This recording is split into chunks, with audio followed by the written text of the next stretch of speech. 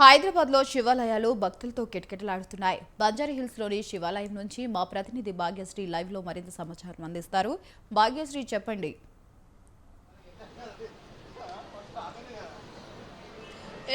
వైశాలిక శివుని ఆజ్ఞ లేనిదే చీమైనా పుట్టదు అని అంటారు. మరి పరమశివుని ఏదైనా వరం కోరుకుంటే ఖచ్చితంగా ఆ కోరిన కోరికలు తీరుస్తారంటూ కూడా ఇప్పటికే భక్తులు విశ్వసిస్తారు. మరి ఈ నేపథ్యంలో ఈరోజు మహాశివరాత్రి సందర్భంగా కూడా తెల్లవారుజాము నుంచి భక్తులు అధిక సంఖ్యలో ఆలయానికి తరలివస్తున్నారు. మరి ఈ నేపథ్యంలో ఇప్పటికే ఈరోజు మహాశివరాత్రి సందర్భంగా కూడా భక్తులంతా ఉపవాస దీక్షలతో ఉపవాసం ఉండి రాత్రి జాగరణలు చేసి ఆ పరమశివుణ్ణి వేడుకుంటారు. మరి కోరిన కోరికలు తెచ్చే ఆ పరమశివుణ్ణి ఏదైనా కోరిక కోరుకుంటే ఖచ్చితంగా నెరవేరుస్తారన్న నమ్మకంతో కూడా తెల్లవారుజాము నుంచి ఇక్కడ భక్తులు విచ్చేసి ఆ పరమశివుణ్ణి వేడుకొని పరమశివుడికి అభిషేకాలు రుద్రాభిషేకాలు నిర్వహిస్తున్నారు. మరి ఈ నేపథ్యంలో ఇప్పటికే ప్రస్తుతం మనం బంజారాహిల్స్లో ఉన్నటువంటి శివాలయంలో ఉన్నాం. మరి ఇక్కడ తెల్లవారుజాము నుంచి కూడా భక్తులు అధిక సంఖ్యలో ఆ పరమశివుని దర్శించుకుంటున్నారు. ఇక ఆ భక్తులకు కూడా ఎటువంటి ఇబ్బందులు రాకుండా ప్రత్యేక క్యూ లైన్లు కూడా ఏర్పాటు చేయడం జరిగింది. మరి ఎటువంటి స్వామివారిని సాఫీగా దర్శనం చేసుకునే విధంగా కూడా ఇక్కడ ఆలయ సిబ్బంది అన్ని ఏర్పాట్లు చేశారు. మరి సనాతన ధర్మంలో మహాశివరాత్రి గురించి అత్యంత పవిత్రమైన ఈ రోజు అని చెప్పొచ్చు. మరి ఈ రోజు చాలా మంది శివభక్తులు ఎప్పుడెప్పుడు ఆ మహాశివరాత్రి వస్తుందా అంటూ కూడా ఎదురు చూస్తున్న పరిస్థితి. మరి ఈ పవిత్రమైన రోజు ఉపవాసాలు, జాగరణాలు, వ్రతాలు ఇలా అనేక ఆధ్యాత్మిక కార్యక్రమాలతో భక్తులు భక్తి శ్రద్ధలతో నిర్వహిస్తారు. మరి ఈ రోజున శివాలయాలు కూడా ఆ భక్తులతో కిటకిటలాడుతున్నాయి. మరి శివనామస్మరణతో మారుమోగుతున్నాయి. అయితే ప్రతిసారిలానే ఈ సంవత్సరం కూడా మహాశివరాత్రి పండుగ అత్యంత వైభవంగా నిర్వహిస్తున్నారు. అటు చాలా వరకు ఆ శివాలయాల్లో కూడా భక్తులతో కిక్కిరిసిపోతున్నాయి. మరి భక్తులకు ఎటువంటి ఇబ్బందులు రాకుండా కూడా ప్రత్యేక ఏర్పాట్లు చేస్తారు. మరి క్యూ లైన్లు కూడా నిర్వహించడం జరిగింది.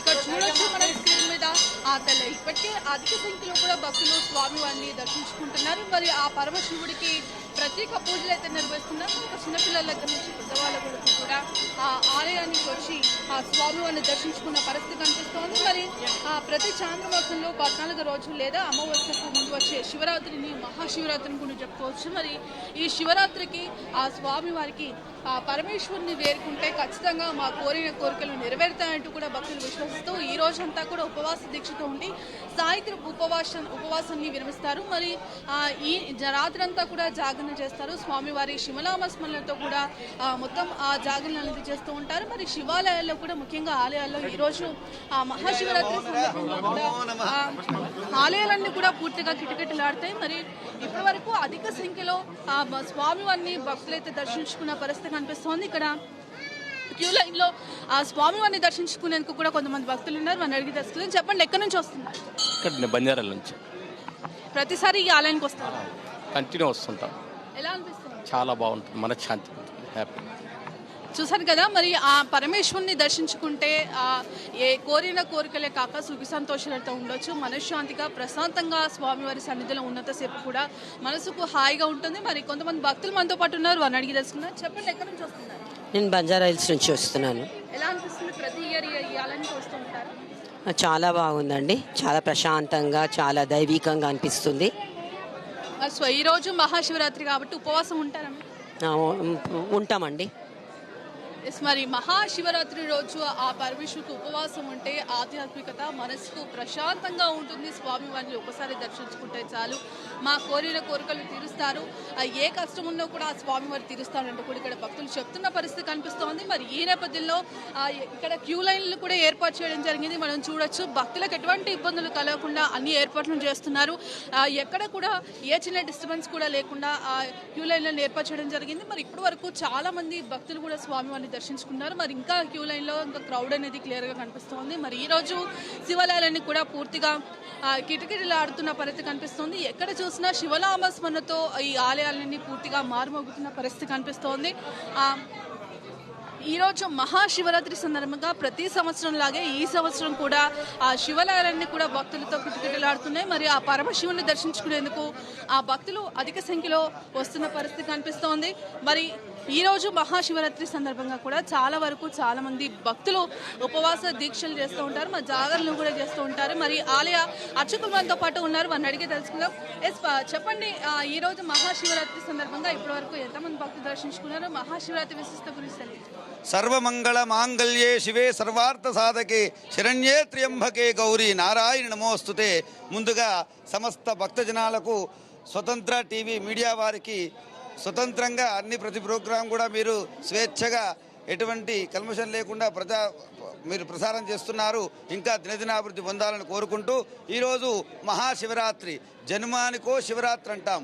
మరి ఈ శివరాత్రి రోజున గనక ఎవరైతే స్వామివారి ఉపవాసం ఉంటారో, స్వామివారి యొక్క సన్నిధిలో ఉంటారో, స్వామివారి నామస్మరణ చేస్తారో, ఆ స్వామి అనుగ్రహం చేత మళ్ళీ శివరాత్రి అంటే సంవత్సర కాలం ఆయన దయ మన పైన ఉంటుంది. మరి బోలాశంకరుడు ఆయన తత్వం ఏమిటి? మరి నిరాడంబరుడు బోలాశంకరుడు. మరి ప్రతి దేవుళ్లకు విష్ణు ఆలయంలో అలంకార ప్రియుడు, స్వామి మాత్రం అభిషేక ప్రియుడు. ఓ చెంబెడు నీళ్లు పోసి మారడు దళాలు పెట్టి 3 భస్మరేఖలు. ఖర్చు లేని పూజ అంటే శివుడి పూజ. భక్తి ముఖ్యం, ఖర్చు తక్కువ. ఎందుకు?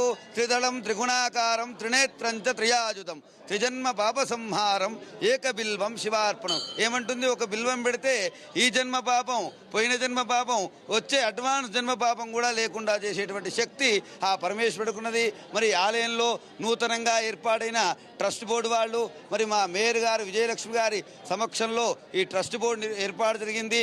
ఆ ట్రస్ట్ బోర్డులో దయానంద్ గారు, ప్రవీణ్ గారు, నెంబర్లు, వీళ్ళందరూ కూడా సహకారం, ముఖ్యంగా భక్తుల సహకారం ఈ ఆలయంలో చాలా విశేషము. పుష్పాలంకరణ కానీ మా ఈవో గారు శ్రీనివాస్ గారు, మా క్లర్క్ గారు యుగేశ్వర్ గారు, వారి ఆధ్వర్యంలో ఎటువంటి అంతరాయం లేకుండా క్యూ లైన్లు కూడా ఏర్పాటు చేయడం జరిగింది. ఉదయం 4 గంటల నుండి ఇప్పటి వరకు సుమారు 5-6 వేల మంది భక్తులు దర్శించుకున్నారు. రాత్రి వరకు ఇంకో 10-15 వేల మంది కూడా భక్తులు దర్శించుకుంటారు. రేపు ఉదయము మరి భక్తుల సౌకర్యార్థం ఉపవాసం ఇంటి దగ్గర వదలకుండా ఆలయంలోనే వదలడానికి 10 గంటలకల్లా మహాప్రసాదం అంటే ఇక్కడే భోజనాలు ఏర్పాటు చేశాం. అందరూ పాల్గొనవచ్చును.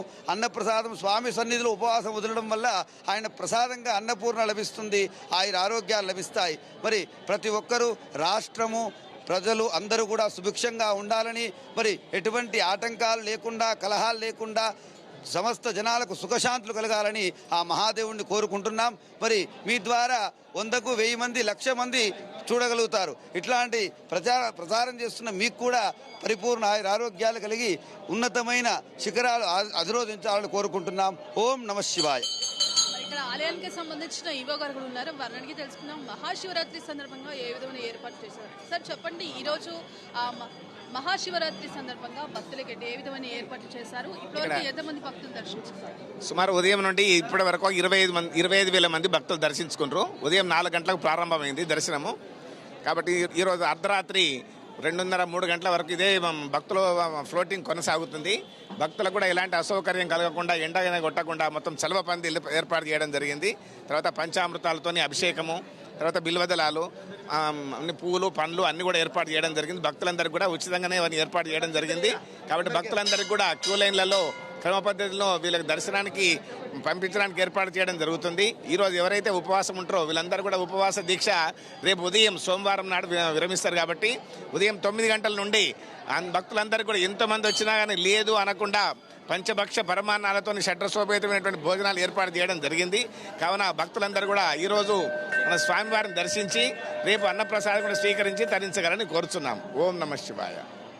సో మరి ఎక్కడ కూడా ఎటువంటి ఇబ్బందులు కలగకుండా అన్ని విధాల ఆ భక్తులకు అన్ని సౌకర్యాలు కల్పించడం జరిగింది. మరి ఈ నేపథ్యంలో ఇప్పటికే ఈరోజు ఉపవాస దీక్షతో ఆ ఉపవాసం ఉండి కూడా రేపు ఆ ఉపవాస దీక్షను విరమించడానికి కూడా ఇక్కడ ఏదైతే ఇంట్లో ఉపవాసం విరమించకుండా ఆలయంలోనే స్వామివారి సన్నిధిలో ఉపవాస దీక్షను విరమించడానికి కూడా రేపు అన్ని ఏర్పాట్లను కూడా చేశారు. మరి ఈ నేపథ్యంలో ఇప్పటికే ఈ చుట్టుపక్కల హైదరాబాద్లో ఉన్న శివాలయాలను కూడా శివనామస్మరణతో మారుమోగుతున్న పరిస్థితి కనిపిస్తోంది. మరి ఇప్పుడు ఎక్కడా కూడా ఎటువంటి ఇబ్బందులు లేకుండా దాదాపు ఉదయం 4 గంటల నుంచి కూడా ఇప్పటి వరకు దాదాపు 5,000 మంది భక్తులు కూడా ఆ పరమశివుణ్ణి దర్శించుకున్నారు. మరి పరమశివుని సన్నిధిలో ఉన్నంతసేపు ఆధ్యాత్మిక శోభ, మనసుకు ప్రశాంతంగా ఉంటుంది. మరి భక్తులంతా కూడా అధిక సంఖ్యలో ఇక్కడికి వస్తూ ఆ పరమశివుని దర్శించుకుంటున్న పరిస్థితి కనిపిస్తుంది. మరి ఎక్కడ ఏ చిన్న అవాంఛనీయ ఘటనలు చోటు చేసుకోకుండా, ఎక్కడ ఎటువంటి ఇబ్బందులు కలగకుండా కూడా క్యూ లైన్లు కావచ్చు, చదవ పందులు కావచ్చు, రేపు మరి ఉపవాస దీక్ష విరమణకు సంబంధించి కూడా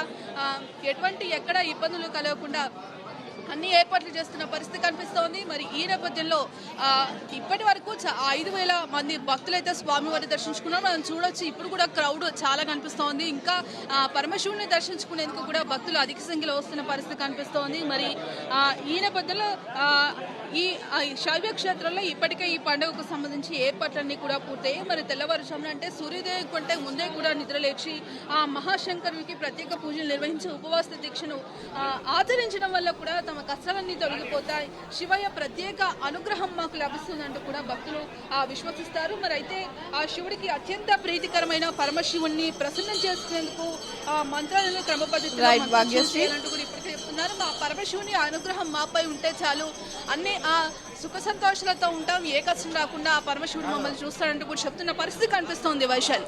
right, thank you Bhagyashri, thanks for the updates.